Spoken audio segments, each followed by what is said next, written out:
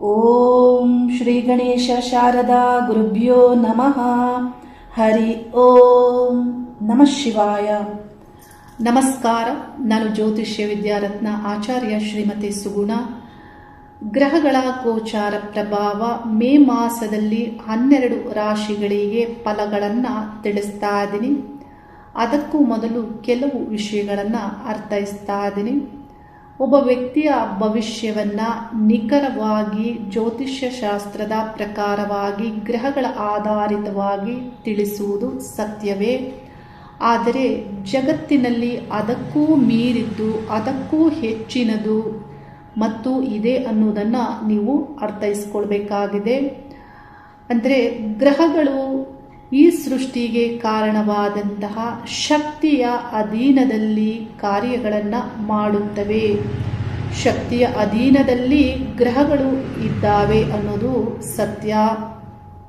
ಹಾಗಾಗಿ ನನ್ನ ಬಳಿ ಬರುವಂತಹ ಪ್ರತಿ ವ್ಯಕ್ತಿಗೂ ಕರೆ ಮಾಡಿದಾಗ ನಾನು ತಿಳಿಸೋದು, ಒಂದು ವಾರವಾದರೂ ನಿಮ್ಮ ಇಷ್ಟದೇವತಾ, ಕುಲದೇವತಾ ಅಥವಾ ಶಿವ ಮಂತ್ರ ಅಥವಾ ನಾರಾಯಣ ಮಂತ್ರ, ದೇವಿ ಮಂತ್ರ ಇವುಗಳನ್ನು ಪಠಿಸಿ ನೀವು ಪ್ರಾರ್ಥಿಸಿ ನನ್ನ ಸಮಕ್ಷಮದಲ್ಲಿ ನೀವು ನಿಲ್ಲಬಹುದು. ನೋಡಿ, ಯಾಕೆ ಹೀಗೆ ಮಾಡಬೇಕು ಅಂದರೆ, ನೀವು ಯಾರದೇ ಆದಂತಹ ವ್ಯಕ್ತಿಯ ಸಮಕ್ಷಮದಲ್ಲಿ ನಿಲ್ಲಬೇಕು ಅಂದರೆ ನಿಮಗೆ ಸರಿಯಾದಂತಹ ಕ್ಲಾರಿಟಿ ಇರಬೇಕಾಗತ್ತೆ. ಈ 1 ವಾರಗಳ ಈ ಮಂತ್ರ ಮನನ ಪ್ರಾರ್ಥನೆಯಿಂದ ನಿಮಗೆ ಒಬ್ಬರ ಬಳಿ ಹೋಗಬೇಕಾ ಬೇಡವಾ, ಬೇಕು ಬೇಡಗಳು ನಿಮ್ಮ ಮನಸ್ಸಿನಲ್ಲಿ ಅನುಭವ ಆಗಲಿಕ್ಕೆ ಆರಂಭ ಆಗುತ್ತೆ. ಅದನ್ನೇ ನಮ್ಮ ಹಿರಿಯ ಜ್ಞಾನಿಗಳು ತಿಳಿಸಿರುವಂಥದ್ದು, ಅರಿವೇ ಗುರು. ಆ ಅನುಭವ ಏನಾಗುತ್ತೆ, ಅದರಿಂದ ನಿಮ್ಮ ಬೇಕು ಬೇಡ, ಹೋಗಬೇಕು ಬೇಡವಾ ಅನ್ನೋದನ್ನು ನೀವು ಸರಿಯಾಗಿ ನಿರ್ಧರಿಸಬಹುದು. ಆ ಒಂದು ಶಕ್ತಿಯ ಪ್ರಭಾವದಿಂದಲೇ ನೀವು ಇನ್ನೊಬ್ಬರ ಬಳಿ ಹೋಗಬೇಕಾ ಅನ್ನುವುದು ಇಲ್ಲಿ ನಿರ್ಧಾರಿತ ಆಗುತ್ತೆ. ಆದರೆ ಈ ವಿಷಯದಲ್ಲಿ ನೀವು ಎಷ್ಟು ಪಾಲನೆ ಮಾಡ್ತೀರಾ ಅನ್ನೋದು ಬಹಳ ಮುಖ್ಯವಾಗಿರುತ್ತೆ. ಕೆಲವೊಂದು ಬಾರಿ ಏನಾಗುತ್ತೆ ಅಂದರೆ, ಕೆಲವರು ಇದನ್ನು ಸರಿಯಾಗಿ ಅರ್ಥೈಸಿಕೊಳ್ಳದೆ ತಕ್ಷಣವೇ ಬರಬಹುದು. ಯೋಚಿಸದೆ ಅವರು ಬಂದು ಏನೇನೋ ತಿಳಿಯುವ ಪ್ರಯತ್ನವನ್ನು ಮಾಡ್ತಾರೆ. ಕೆಲವು ಸಂದರ್ಭದಲ್ಲಿ ವ್ಯಕ್ತಿಗಳಿಗೆ ಸಮಸ್ಯೆಯ ತೀವ್ರತೆ ಇದ್ದಾಗ, ಘಟನೆಯ ಅವಸರ ಇದ್ದಾಗ, ಯಾವುದೋ ಏನೋ ಇದ್ದಕ್ಕಿದ್ದಂತೆ ಆಗಿ ಹೋದಾಗ, ಅಂಥ ಒಂದು ಸಂದರ್ಭದಲ್ಲಿ ನೀವು ತಕ್ಷಣವೇ ಬರಬಹುದು, ತಕ್ಷಣವೇ ಕರೆ ಮಾಡಬಹುದು. ಅದಕ್ಕೆ ಕಾಲವನ್ನು ನೋಡುವ ಅಗತ್ಯ ಇಲ್ಲ. ಈ ರೀತಿ ನೀವು ತಕ್ಷಣವೇ ಹೋಗಬಹುದು ಯಾರ ಬಳಿ ಆದರೂ. ಆದರೆ ಈ ವಿಷಯವನ್ನು ಯಾಕೆ ನಾನು ತಿಳಿಸ್ತಾ ಇದ್ದೀನಿ ಅಂತ ಹೇಳಿದರೆ, ನಿಮಗೆ ಸರಿಯಾಗಿ ಅರ್ಥ ಆಗಬೇಕು ಜ್ಯೋತಿಷ್ಯ ಶಾಸ್ತ್ರ ಮತ್ತು ಅದಕ್ಕೂ ಮಿಗಿಲಾದದ್ದು ಜಗತ್ತಿನಲ್ಲಿ ಇದೆ ಅನ್ನೋದು. ನನಗೆ ಯೂಟ್ಯೂಬಲ್ಲಿ ನಾನು ಈ ಹಿಂದಿನ ವಿಡಿಯೋಗಳಲ್ಲಿ ಕಮೆಂಟ್ಗಳನ್ನು ನೋಡಿದ್ದೆ. ಅವರು ಏನು ತಿಳಿಸಿದ್ರು ಅದರಲ್ಲಿ ಅಂದರೆ, ನೀವು ಅವರ ಪ್ರೋಗ್ರಾಮ್ ನೋಡಿ, ಆ ಚಾನಲ್ ನೋಡಿ ಅನ್ನೋದನ್ನು ತಿಳಿಸಿದ್ರು. ನೋಡಿ, ಒಬ್ಬ ವ್ಯಕ್ತಿ ಸಮುದ್ರದಿಂದ ಎಷ್ಟು ಕೊಡ ನೀರು ತರಲು ಸಾಧ್ಯ ಅನ್ನೋದನ್ನು ನೀವು ಅರ್ಥ ಮಾಡಿಕೊಳ್ಬೇಕು. ತಂದಂತಹ ಆ ಕೊಡದಲ್ಲಿ ಎಷ್ಟು ಶುದ್ಧ ನೀರಿದೆ ಮತ್ತು ಎಷ್ಟಿದೆ ಅನ್ನೋದನ್ನು ನೀವು ಅರ್ಥ ಮಾಡಿಕೊಳ್ಬೇಕು. 1 ಬಿಂದಿಗೆ, 2 ಬಿಂದಿಗೆ, 3 ಕೊಡ ಎಷ್ಟು ತರಬಹುದು ಒಬ್ಬ ವ್ಯಕ್ತಿ ಒಂದೇ ಬಾರಿಗೆ. ಹಾಗೆ ವ್ಯಕ್ತಿಗಳ ಜ್ಞಾನ ಆಗ್ಬೋದು, ಯಾವುದೇ ವಿಷಯಗಳಿಗೆ ಆಗ್ಬೋದು, ಲಿಮಿಟ್ ಅನ್ನೋದು ಇದ್ದೇ ಇರುತ್ತೆ. ಆದರೆ ನೀವು ಇನ್ನೊಬ್ಬರಿಗೆ ಕಂಪೇರ್ ಮಾಡೋದನ್ನು ಬಿಡಬೇಕಾಗತ್ತೆ. ಪ್ರತಿ ಮನುಷ್ಯನು ವಿಭಿನ್ನವಾದಂತಹ ಸೃಷ್ಟಿ ಆಗಿರೋದ್ರಿಂದ ಪ್ರತಿಯೊಬ್ಬರಿಗೂ ಅವರದ್ದೇ ಆದಂತಹ ಮಾರ್ಗ ಅನ್ನೋದು ಇದ್ದೇ ಇರುತ್ತೆ. ನನಗೆ ಇಲ್ಲಿ ನನ್ನದೇ ಆದಂತಹ ಮಾರ್ಗ ಇದೆ. ಈ ಯೂಟ್ಯೂಬ್ ಅನ್ನೋದು ಕರೋನಾ ಸಂದರ್ಭದಲ್ಲಿ ನಾನು ಸಮಯ ಇದ್ದಾಗ ಪ್ರಾರಂಭಿಸಿದ್ದು. ಆದರೆ ಒಂದಿಷ್ಟು ಫಾಲೋವರ್ಸ್ ಅಲ್ಲಿ ಇದ್ದ ಮೇಲೆ ನಾವು ವಿಡಿಯೋಗಳನ್ನು ಹಾಕಬೇಕು ಅನ್ನುವ ಕಾರಣದಿಂದ ನಾನು ಹಾಕ್ತಾ ಇದ್ದೇನೆ. ಆದರೆ ನೀವು ತಿಳಿಬೇಕು, ಯಾವಾಗಲೂ ಅರ್ಧ ತುಂಬಿದ ಕೊಡ ಶಬ್ದ ಜಾಸ್ತಿ ಮಾಡುತ್ತೆ. ಜ್ಯೋತಿಷಿಗಳನ್ನು ನೀವು ನೋಡಬಹುದು, 5 ವರ್ಷ ಅವರು ಜ್ಯೋತಿಷ್ಯ ಶಾಸ್ತ್ರದ ಈ ಒಂದು ಫೀಲ್ಡಲ್ಲಿ ಇದ್ದರೆ 10ಕ್ಕೂ ಹೆಚ್ಚು ಚಾನಲ್ಗಳಲ್ಲಿ ಅವರು ಬಂದಿರ್ತಾರೆ. ಯಾಕೆ ಹೆಚ್ಚು ಪ್ರಚಾರದಲ್ಲಿರ್ತಾರೆ? ಯಾಕೆ ಅಲ್ಲಿ ಇಲ್ಲಿ ಎಲ್ಲ ಕಡೆ ಹೋಗ್ತಾರೆ ಅಂದರೆ ಅವ್ರ ಹತ್ರ ಯಾರು ಹೋಗೋದಿಲ್ಲ ಅನ್ನುವ ಅರ್ಥೈಸುತ್ತೆ. ಇಲ್ಲಿ ಅಮೂಲ್ಯವಾದುದು ಇದ್ದರೆ ಅದಕ್ಕೆ ಪ್ರಚಾರ ಅನ್ನೋದು ಹೆಚ್ಚು ಬೇಕಾಗಿಲ್ಲ. ನಿತ್ಯ ನೀವು ಹೆಚ್ಚು ಕೆಲಸ ಕಾರ್ಯಗಳಲ್ಲಿ ತೊಡಗಿಸಿಕೊಂಡಾಗ ನಿಮಗೆ ಅದಕ್ಕೆ ಸಮಯವೇ ಇರೋದಿಲ್ಲ. ಹಾಗೆ ಇಲ್ಲಿ ನೀವು ಅರ್ಥ ಮಾಡಿಕೊಳ್ಬೇಕು, ಅರ್ಧ ತುಂಬಿದ ಕೊಡ ಯಾವಾಗಲೂ ಶಬ್ದವನ್ನು ಜಾಸ್ತಿ ಮಾಡುತ್ತೆ, ಹೆಚ್ಚು ಪ್ರಚಾರವನ್ನು ಬಯಸುತ್ತೆ. ನೋಡಿ, 5 ವರ್ಷದಿಂದಲೂ ನನ್ನ ಹೆಸರಿನಿಂದಲೇ ನಾನು ನಿಮ್ಮ ಒಂದು ವಿಷಯಗಳಿಗೆ ಇಲ್ಲಿ ಯೂಟ್ಯೂಬಲ್ಲಿ ಉತ್ತರಗಳನ್ನು ಕೊಡ್ತಾ ಇರುವಂಥದ್ದು, ನನ್ನ ಜ್ಞಾನವನ್ನು ಇಲ್ಲಿ ತಿಳಿಸ್ತಾ ಇರುವಂಥದ್ದು ಆಗಿದೆ. ಹಾಗಾಗಿ ಇನ್ನೊಬ್ಬರಿಗೆ ಕಂಪೇರ್ ಮಾಡೋದನ್ನು ನೀವು ಬಿಡಬೇಕಾಗತ್ತೆ. ಅಷ್ಟಕ್ಕೂ ಜ್ಯೋತಿಷ್ಯ ಶಾಸ್ತ್ರದ ಗ್ರಹಗಳ ವಿಷಯ, ನಿಯಮಾವಳಿಗಳು ಒಬ್ಬ ವ್ಯಕ್ತಿಯ ಭವಿಷ್ಯ ಅಥವಾ ಒಬ್ಬ ವ್ಯಕ್ತಿಯ ರಹಸ್ಯವನ್ನು ತಿಳಿಯುವುದಕ್ಕೆ ನನಗೆ ಬೇಕೇ ಬೇಕು ಅನ್ನುವುದಿಲ್ಲ. ಯಾಕೆಂದರೆ ಜ್ಯೋತಿಷ್ಯ ಶಾಸ್ತ್ರವನ್ನು ನಾನು ಅನಂತರ ಕಲ್ತಿರುವಂಥದ್ದು. ಆದರೆ ಪ್ರಾರಂಭದಲ್ಲಿಯೂ ನನ್ನಲ್ಲಿ ಬೇರೆದೇ ಆದಂತಹ ವಿಷಯಗಳಿತ್ತು. ಅದನ್ನು ಇಲ್ಲಿ ಪ್ರಚಾರದಲ್ಲಿ ಹೇಳುವ ಅಗತ್ಯ ಇಲ್ಲ. ನೋಡಿ, ಯಾವಾಗ ನನ್ನ ದೇಹ ಮತ್ತು ನನ್ನ ಜೀವನದ ಉಪಚಾರ ಮಾಡುವಂತಹ ಶಕ್ತಿ ಜ್ಯೋತಿಷ್ಯವನ್ನು ಗ್ರಹಗಳ ಆಧಾರಿತವಾಗಿ ಫಲಗಳನ್ನು ಹೇಳುವುದನ್ನು ನಿಲ್ಲಿಸು ಅಂದರೆ ತಕ್ಷಣವೇ ಆ ಕ್ಷಣದಲ್ಲಿಯೇ ನಾನು ನಿಲ್ಲಿಸ್ತೇನೆ. ಒಬ್ಬ ವ್ಯಕ್ತಿಗೆ ಮಾರ್ಗದರ್ಶನವನ್ನು ನೀಡುವುದಕ್ಕೆ, ಭವಿಷ್ಯವನ್ನು ತಿಳಿಸುವುದಕ್ಕೆ, ಒಬ್ಬ ವ್ಯಕ್ತಿಯ ರಹಸ್ಯವನ್ನು ಭೇದಿಸುವುದಕ್ಕೆ ಗ್ರಹಗಳೇ ಬೇಕು, ಗ್ರಹಗಳ ವಿಷಯಗಳೇ ಬೇಕು, ನಿಯಮಾವಳಿಗಳೇ ಬೇಕು ಅನ್ನುವುದಿಲ್ಲ. ಇದನ್ನೇ ನಾನು ಮೊದಲು ತಿಳಿಸಿದ್ದು. ಈ ಜಗತ್ತಿನಲ್ಲಿ ಗ್ರಹಗಳಿಗೂ ಮಿಗಿಲಾದದ್ದು ಇದೆ ಅನ್ನೋದನ್ನು ನಾನು ತಿಳಿಸ್ದೆ. ಅಂದರೆ ನೋಡಿ, ಇಂತೆಲ್ಲ ವಿಷಯಗಳನ್ನು ಪ್ರಚಾರದಲ್ಲಿ ಅಥವಾ ಹೇಗಂದ್ರೆ ಹೇಗೆ ಉಪಯೋಗ ಮಾಡುವಂಥದ್ದಲ್ಲ. ಜ್ಯೋತಿಷ್ಯ ಶಾಸ್ತ್ರಕ್ಕೆ ತಿಳಿದಂತಹ ಪರಿಪೂರ್ಣ ವ್ಯಕ್ತಿಗೆ ಅವರ ಜೀವನದಲ್ಲಿ ಬಹಳಷ್ಟು ನಿರ್ಬಂಧಗಳನ್ನು ಅವರೇ ಹಾಕಿಕೊಂಡಿರ್ತಾರೆ. ನೋಡಿ, ಜ್ಯೋತಿಷಿಗಳು ನೀವು ನೋಡಿರ್ಬೋದು, ಒಬ್ಬ ವ್ಯಕ್ತಿಯ ಪರ್ಸ್ನಲ್ ವಿಷಯಗಳನ್ನು ಪಬ್ಲಿಕ್ ಆಗಿ ಹೆಸರಿಟ್ಟು ಚರ್ಚೆ ಮಾಡ್ತಾರೆ. ಜ್ಯೋತಿಷ್ಯ ಶಾಸ್ತ್ರದಲ್ಲಿ ಇದು ಇಲ್ಲವೇ ಇಲ್ಲ. ಯಾವುದೇ ವ್ಯಕ್ತಿ ಆಗ್ಬೋದು, ಫೇಮಸ್ ಆಗಿರ್ಬೋದು ಅಥವಾ ಆ ವ್ಯಕ್ತಿ ರಾಜಕಾರಣಿ ಆಗ್ಬೋದು, ಆ್ಯಕ್ಟರ್ ಆಗ್ಬೋದು, ಇವರ ವಿಷಯಗಳನ್ನು ಜ್ಯೋತಿಷ್ಯ ಶಾಸ್ತ್ರದಲ್ಲಿ ಹೇಗಂದ್ರೆ ಹೇಗೆ ಚರ್ಚೆ ಮಾಡುವಂತಿಲ್ಲ. ಇದೆಲ್ಲ ಯಾಕೆ ಚರ್ಚೆ ಆಗುತ್ತೆ ಅಂದರೆ ಪ್ರಚಾರಕ್ಕಾಗಿ ಆಗುತ್ತೆ. ಭಾರತದಲ್ಲಿ ರ್ಯಾಂಡಮ್ ಆಸ್ಟ್ರಾಲಜಿಯಿಂದ ಏನು ಹೆಚ್ಚು ವೀಕ್ಷಣೆ ಆಗುತ್ತೆ, ಅದಕ್ಕಾಗಿ ಹೆಚ್ಚು ವಿಡಿಯೋಗಳನ್ನು ಜನರು ಹೆಚ್ಚು ಮಾಡ್ತಾರೆ. ಇದನ್ನು ನೀವು ಸರಿಯಾಗಿ ಅರ್ಥ ಮಾಡ್ಕೊಳ್ಬೇಕು. ಇನ್ನೊಬ್ಬರನ್ನು ಕಂಪೇರ್ ಮಾಡೋದನ್ನು ಬಿಡಬೇಕಾಗತ್ತೆ. ನನ್ನ ಯೂಟ್ಯೂಬ್ ಕರೋನಾ ಸಂದರ್ಭದಲ್ಲಿ ಇದು ನಾನು ಸ್ಟಾರ್ಟ್ ಮಾಡಿದ್ದೇನೆ ಮತ್ತು ನನ್ನ ವಿಡಿಯೋಗಳಲ್ಲಿ ಯಾರಿಗೂ ಲೈಕ್ ಮಾಡಿ, ಕಮೆಂಟ್ಸ್ ಮಾಡಿ ಮತ್ತು ಸಬ್ಸ್ಕ್ರೈಬ್ ಆಗಿ ಅನ್ನೋದನ್ನು ಇಲ್ಲಿವರೆಗೆ ನಾನು ಕೇಳಿಲ್ಲ. ಕಾರಣ ಏನಂದರೆ ನೋಡಿ, ಯಾರಿಗೆ ನನ್ನಿಂದ ಸಮಸ್ಯೆಗಳು ಪರಿಹಾರ ಆಗಬೇಕು ಅನ್ನುವಂತಹ ನಿರ್ಧಾರ ಆಗಿರುತ್ತೆ ಅಂಥವರು ನನ್ನ ಬಳಿ ಬಂದೇ ಬರ್ತಾರೆ. ನೋಡಿ, ಕಾಲ ಭಗವಂತ ಯಾಕೆ ಇರೋದು?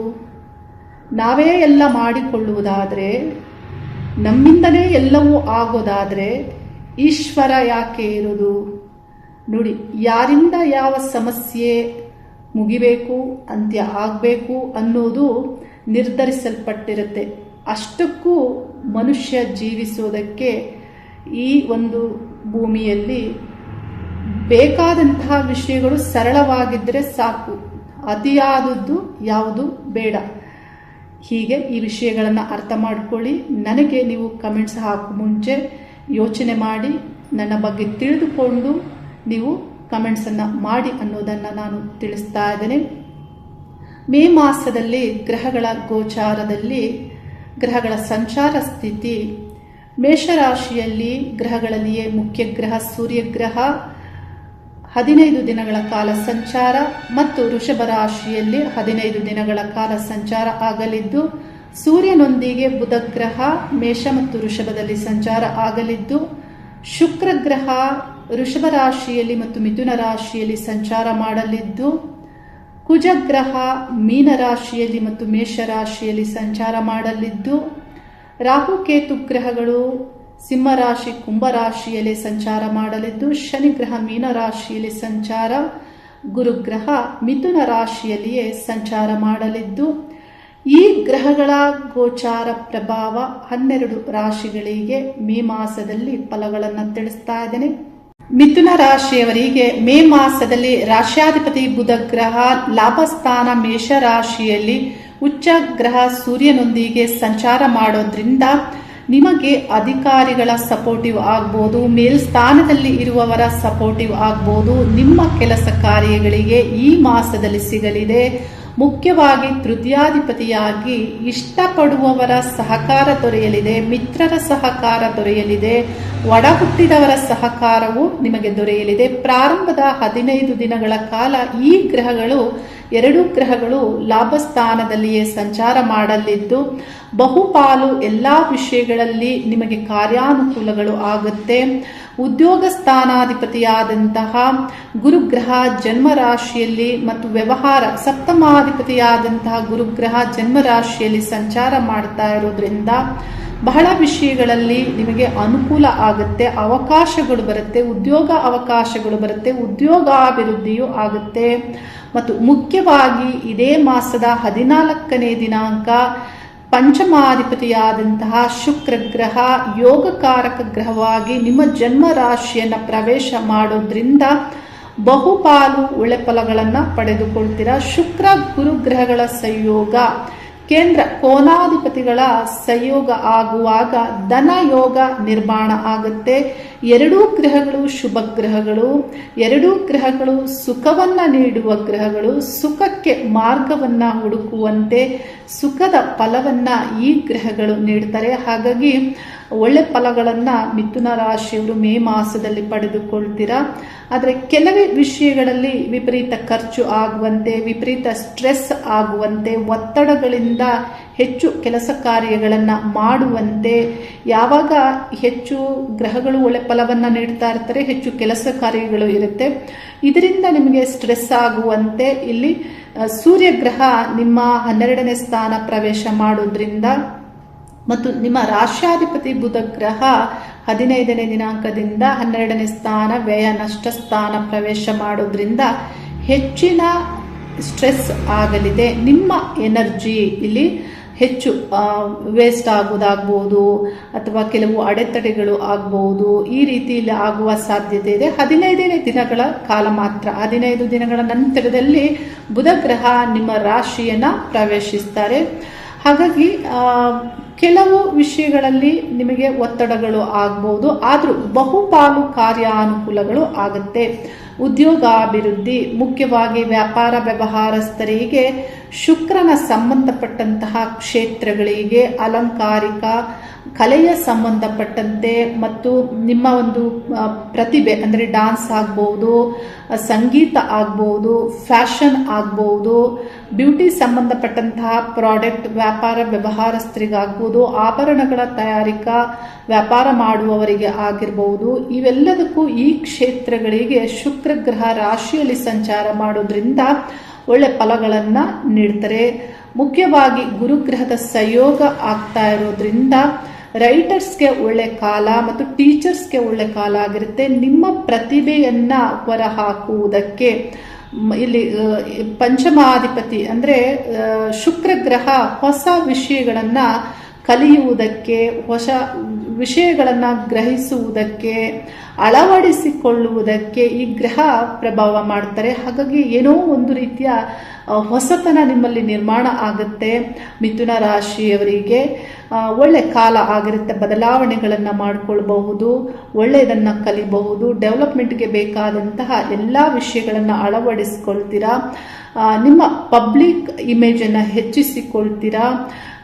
ಪಂಚಮಾಧಿಪತಿ ಶುಕ್ರ ಆಗಿರೋದ್ರಿಂದ ನಿಮ್ಮ ರಾಶಿಯಲ್ಲಿ ಸಂಚಾರ ಮಾಡೋದ್ರಿಂದ ನಿಮ್ಮ ಕೀರ್ತಿ ಗೌರವಕ್ಕೆ ಮತ್ತು ನೀವು ಮಾಡುವಂಥ ವ್ಯಾಪಾರ ವ್ಯವಹಾರಗಳಲ್ಲಿ ಸಾಮಾಜಿಕವಾದಂತಹ ನೆಟ್ವರ್ಕಿಂದ ಬಳಸಿಕೊಂಡು ಹೆಚ್ಚು ಪ್ರಚಾರವನ್ನು ಮಾಡುವುದಕ್ಕೆ, ನಿಮ್ಮ ಬಿಸ್ನೆಸ್ಸನ್ನು ಹೆಚ್ಚಾಗಿ ಮಾಡುವುದಕ್ಕೆ, ಹೆಸರನ್ನು ಹೆಚ್ಚು ಪಡೆಯುವುದಕ್ಕೆ ಈ ಗ್ರಹ ಇಲ್ಲಿ ಪ್ರಭಾವವನ್ನು ಮಾಡುತ್ತಾರೆ. ಹಾಗಾಗಿ ಸಾಮಾಜಿಕವಾದಂತಹ ಪಬ್ಲಿಕ್ ನೆಟ್ವರ್ಕನ್ನು ನೀವು ಈ ಮಾಸದಲ್ಲಿ ಬಳಸಿಕೊಳ್ಳುವಂಥ ಯೋಜನೆಯನ್ನು ಮಾಡ್ತೀರಾ.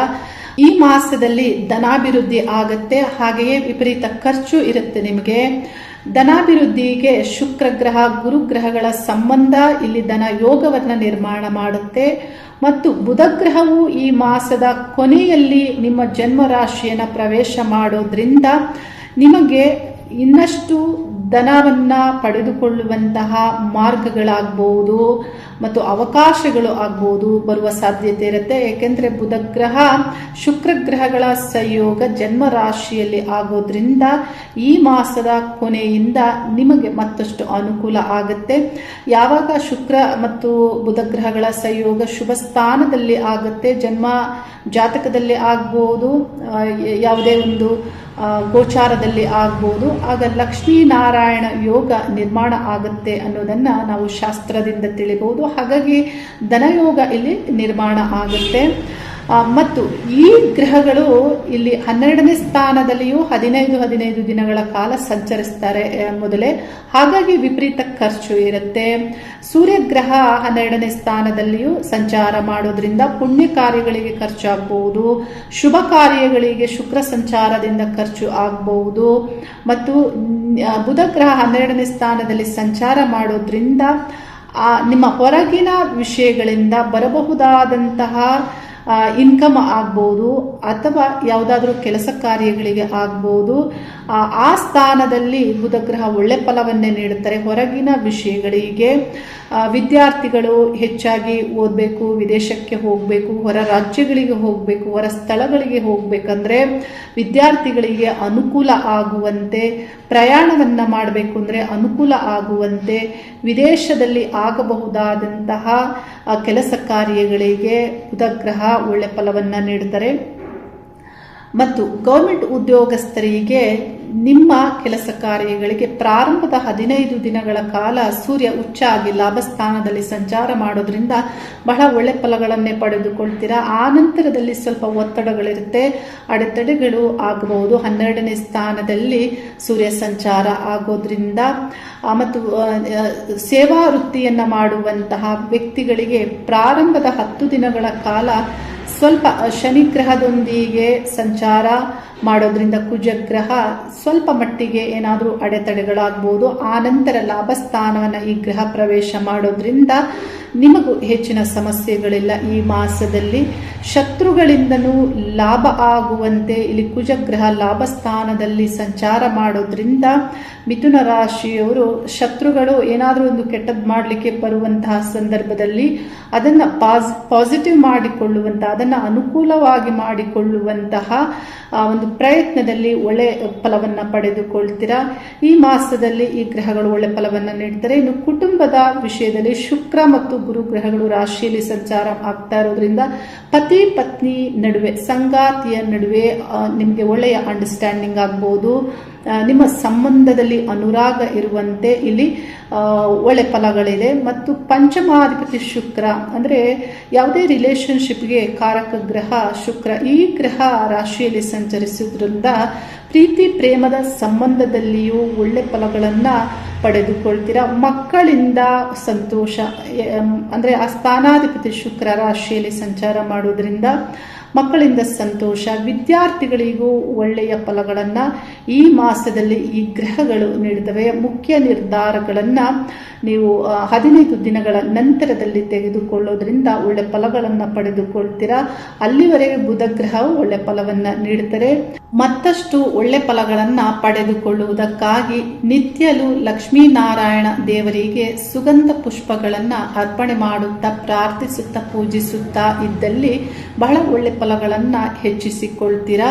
ಪರಿಹಾರಗಳನ್ನು ದೋಷ ಇದ್ದಾಗ ಮಾತ್ರ ಮಾಡಿಕೊಳ್ಳುವುದಲ್ಲ, ನಿಮಗೆ ಒಳ್ಳೆ ಫಲಗಳು ಬೇಕು ಅಂದಾಗಲೂ, ನೀವು ಮತ್ತಷ್ಟು ಹೆಚ್ಚಿಸಿಕೊಳ್ಬೇಕು ಅಂದಾಗಲೂ ನೀವು ಪೂಜೆಗಳನ್ನು ಪ್ರಾರ್ಥನೆಗಳನ್ನು ಮಾಡ್ತಾ ಇದ್ದಲ್ಲಿ ಮತ್ತಷ್ಟು ಒಳ್ಳೆ ಫಲಗಳನ್ನು ಪಡೆದುಕೊಳ್ತೀರಾ.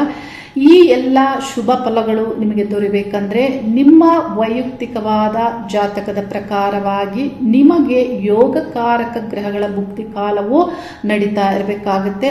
ಆಗ ನಿಮಗೆ ಈ ಗೋಚಾರದಲ್ಲಿ ಈ ಗ್ರಹಗಳು ನೀಡುವ ಎಲ್ಲ ಶುಭ ಫಲಗಳು ನಿಮಗೆ ದೊರೆಯುತ್ತೆ.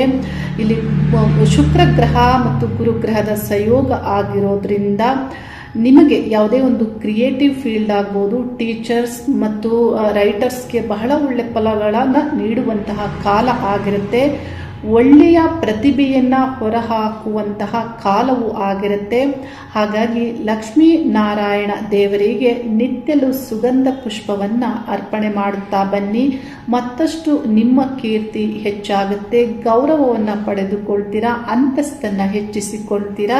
ವಿಶ್ವಶಕ್ತಿಯಲ್ಲಿ ಪ್ರಾರ್ಥನೆ ಮಾಡ್ತೇನೆ, ನೀವು ಒಳ್ಳೆ ಯೋಜನೆಗಳನ್ನು ಮಾಡುವಂತಾಗಲಿ ಮತ್ತು ಯಶಸ್ಸು ನಿಮಗೆ ದೊರೆಯುವಂತಾಗಲಿ ಅನ್ನುವ ಪ್ರಾರ್ಥನೆಯೊಂದಿಗೆ ಶುಭವಾಗಲಿ. ಹರಿ ಓಂ ನಮಃ ಶಿವಾಯ.